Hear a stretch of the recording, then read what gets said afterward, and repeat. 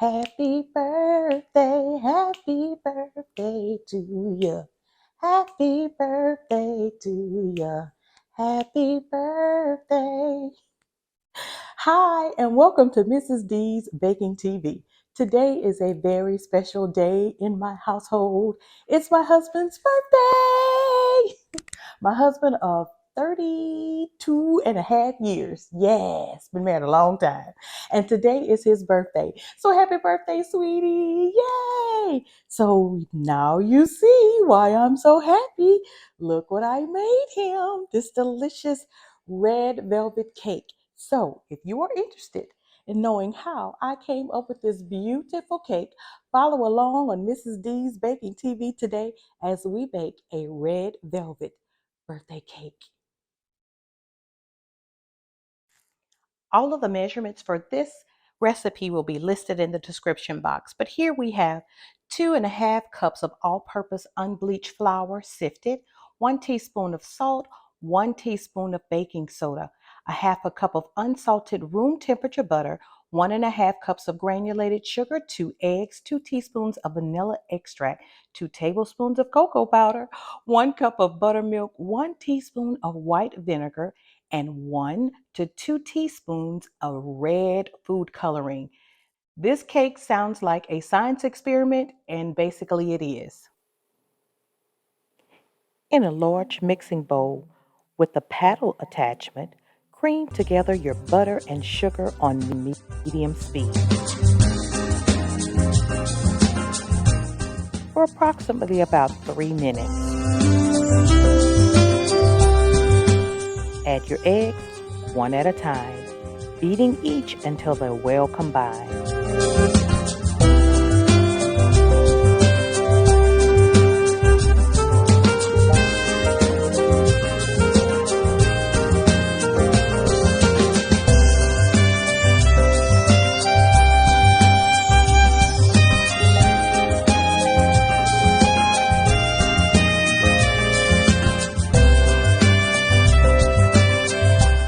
Next, you're going to add in your vanilla and continue mixing until all of the ingredients are well combined. Be sure to stop mixer periodically and scrape down your bowl, making sure that all of your ingredients are well combined.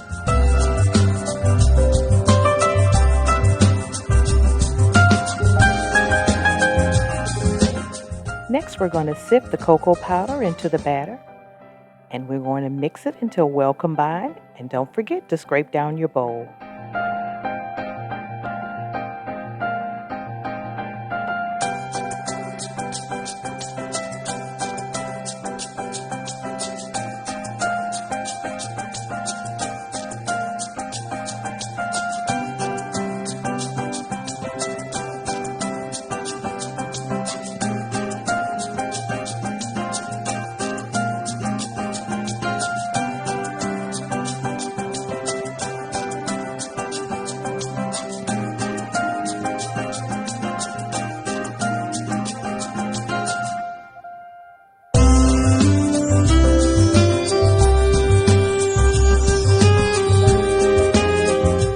In a liquid measuring cup, mix together buttermilk, vinegar, and red food coloring.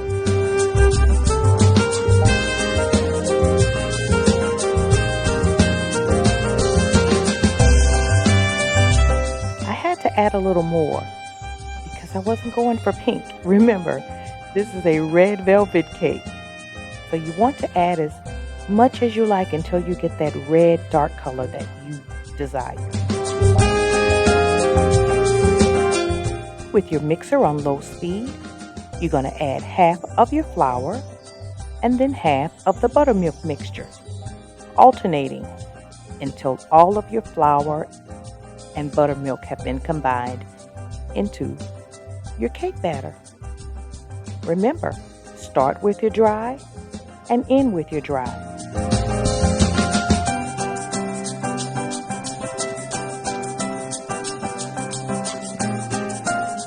I've already preheated my oven to 350 degrees Fahrenheit and thoroughly sprayed each one of my cake pans.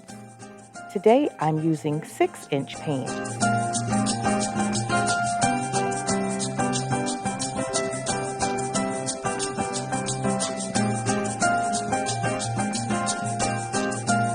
Don't forget to scrape down your bowl.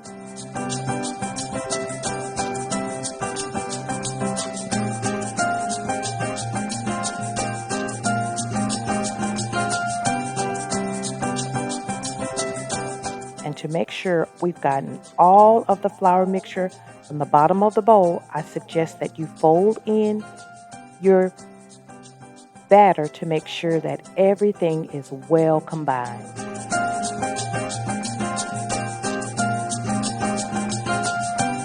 And here I'm using a large scoop or ladle to make sure that my batter is evenly distributed.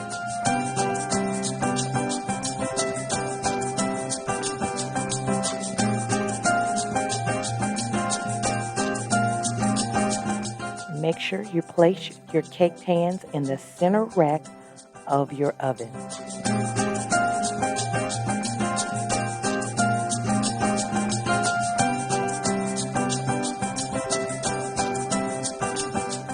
And we're going to bake these for approximately 30 to 35 minutes.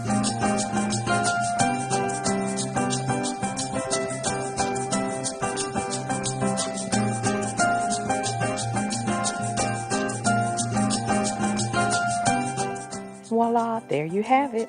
We're going to allow these to cool on our cooling rack for 10 minutes.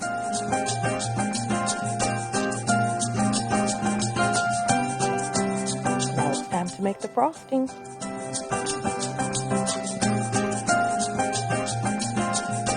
Before we make the frosting, I'm going to level off each cake because we don't want a wonky cake. I'm using a serrated knife just to take off just a little bit of the top. I'm going to reserve these pieces for decoration.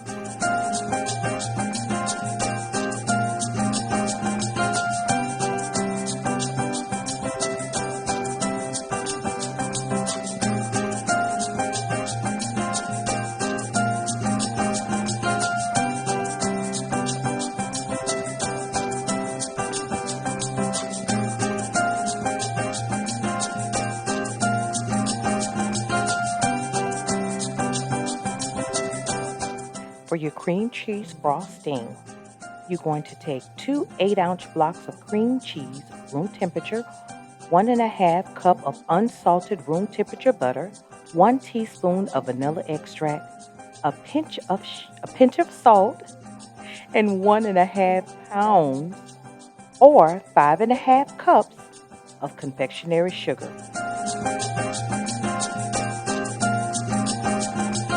You're going to mix your butter and cream cheese until light and fluffy for approximately 3 minutes.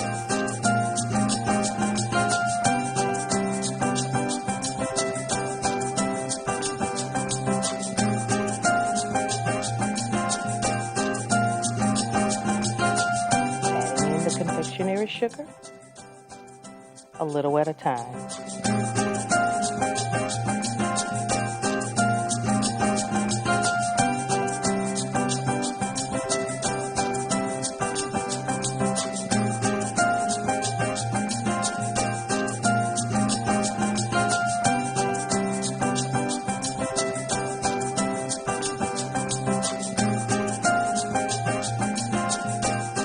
See this part, but today I used my powdered Milton Massey vanilla because I didn't want to tint the color of my frosting. I'm actually going to use this white Chef's Master gel food coloring because I want my frosting to be as white as possible. This particular food coloring does not change the taste of your frosting.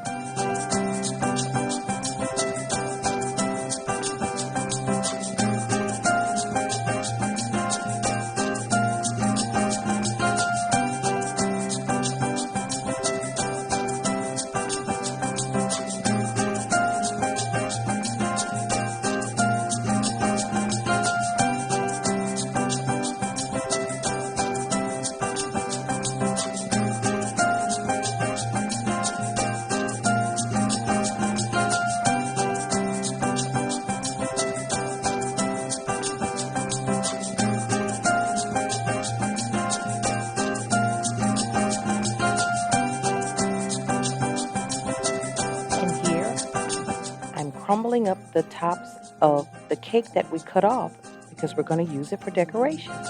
And I'm realizing I really don't like the feel of cake in between my fingers.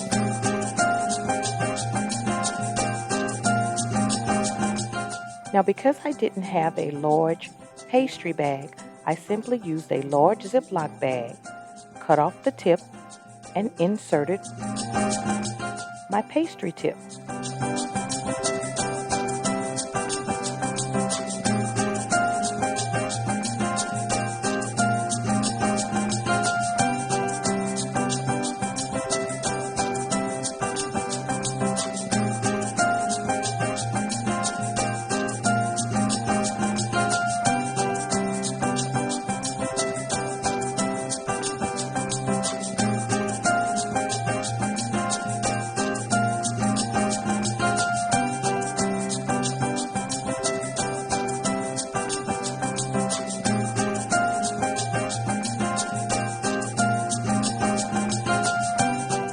Guys, this is my very first time baking a red velvet layer cake.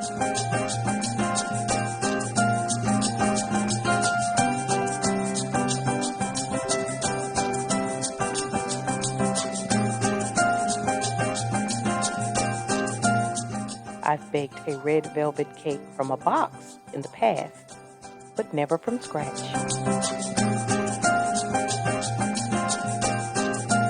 Put a dollop of frosting on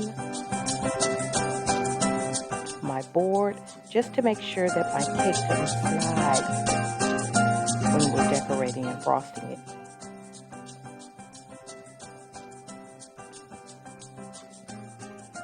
And here I'm adding just a little bit more of our frosting to a small pastry bag for additional decorations.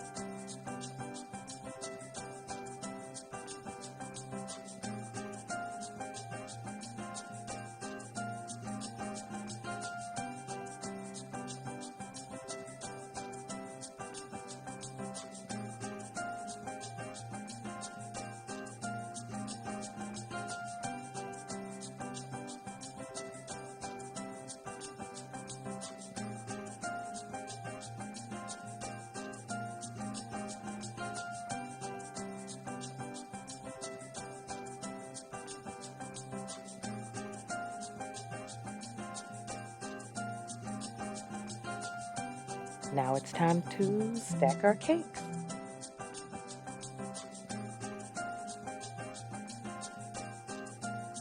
I'm going to start by putting a large amount or medium amount of frosting on each layer, putting a dollop in the middle. The more the merrier.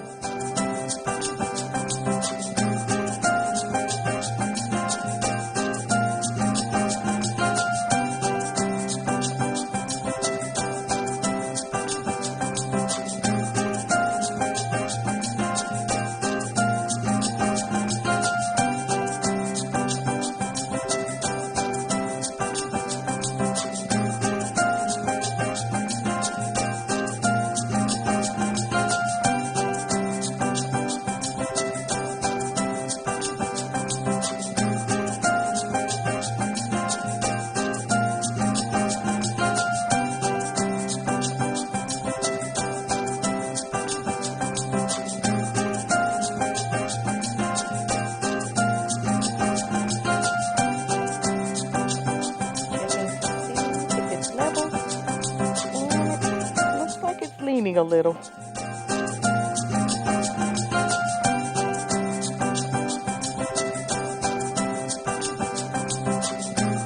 Now, the first layer of frosting is called your crumb coat. It's is a thin layer of frosting that you place on the cake before putting on your final coat of frosting.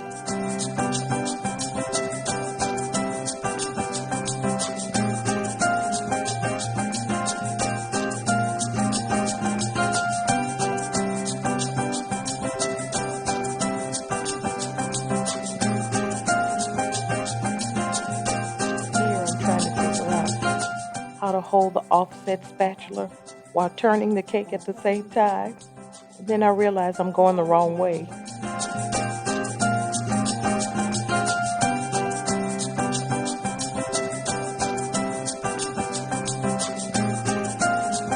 There we go. Got the hang of it.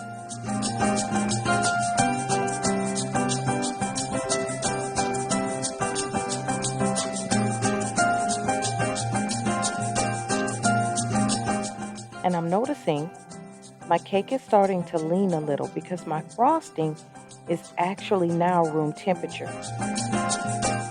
But this is an easy fix. After we completely put on the crumb coat, I'm going to place the cake in the refrigerator for about 30 minutes.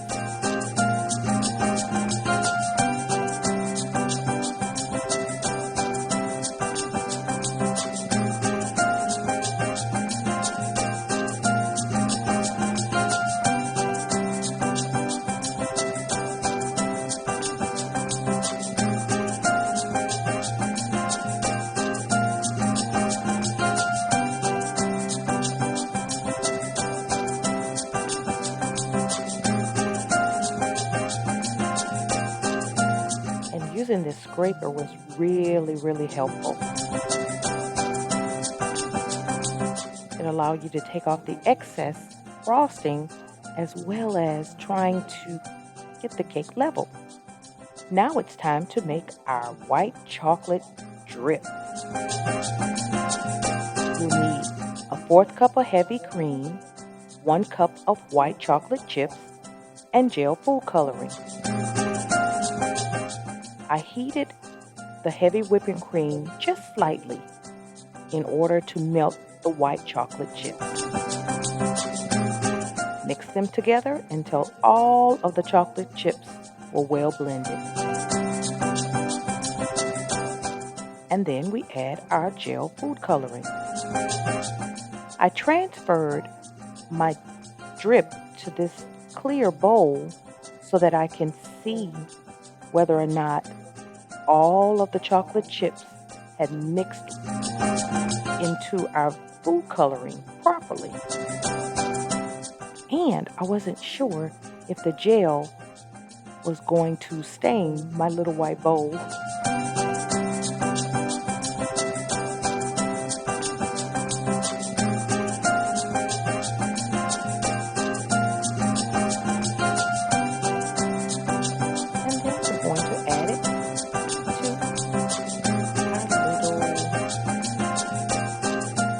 Bottle.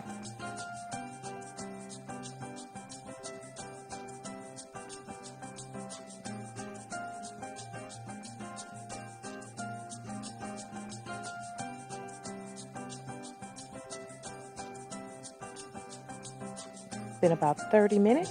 I'm going to remove the cake from the refrigerator.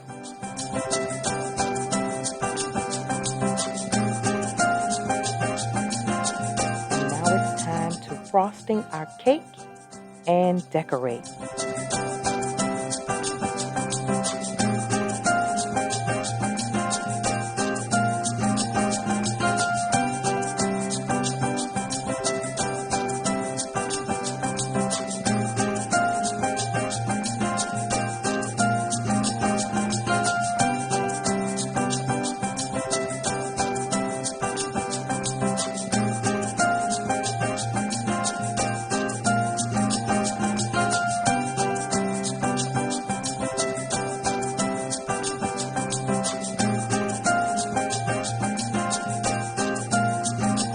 I'll tell you, in the past, I would not have been this particular about trying to be precise in frosting a cake.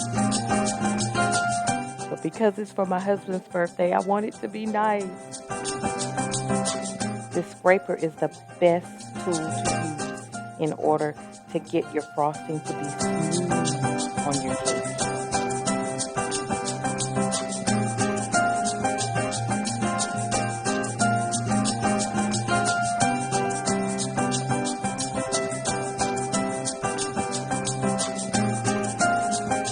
And take your time. Don't rush this process.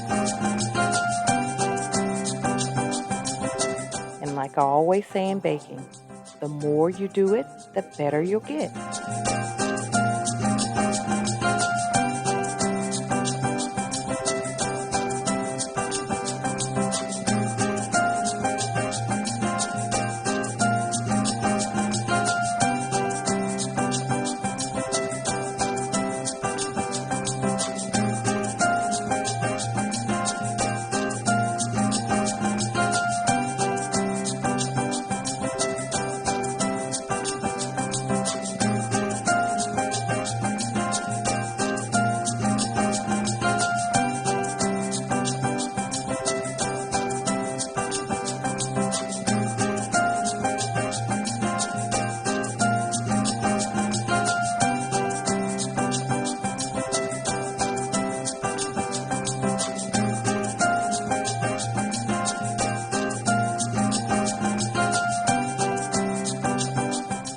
I watched several YouTube videos to learn how to frost in this cake.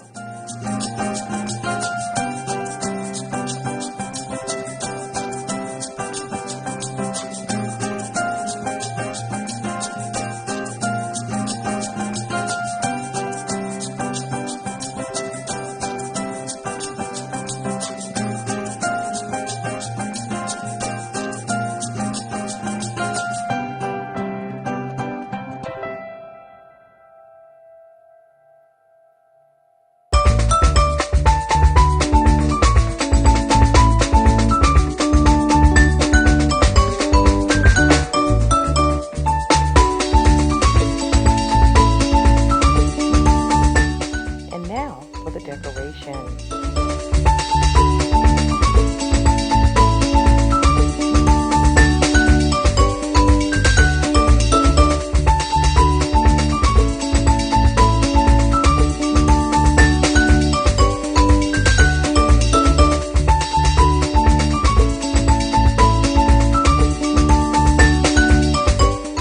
And now my favorite part, the drip.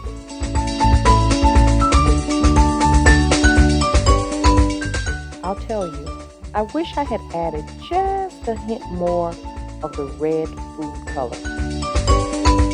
Because on camera, it looks a little pink, but in person, it's red.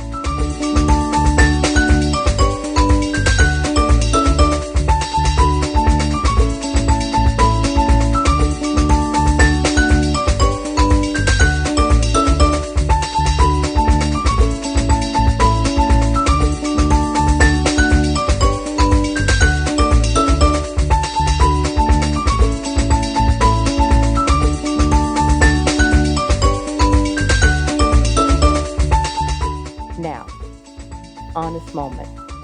At this point, I already started to add this little tiny little ribbon around the cake. And to be honest with you, I was not satisfied with it. But you'll see in the end, I changed it up a little.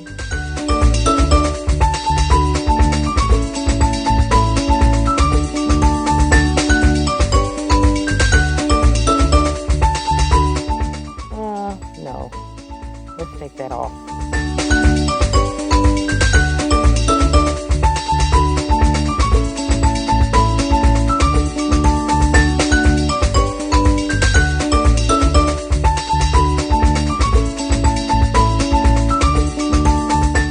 And let's add a little drip to the middle.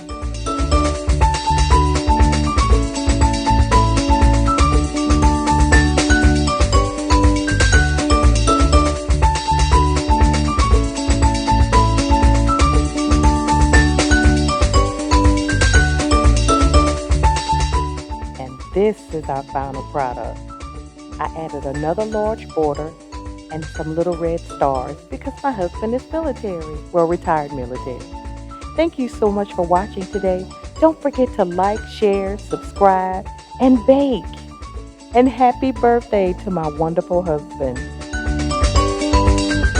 Thanks for watching. Bye.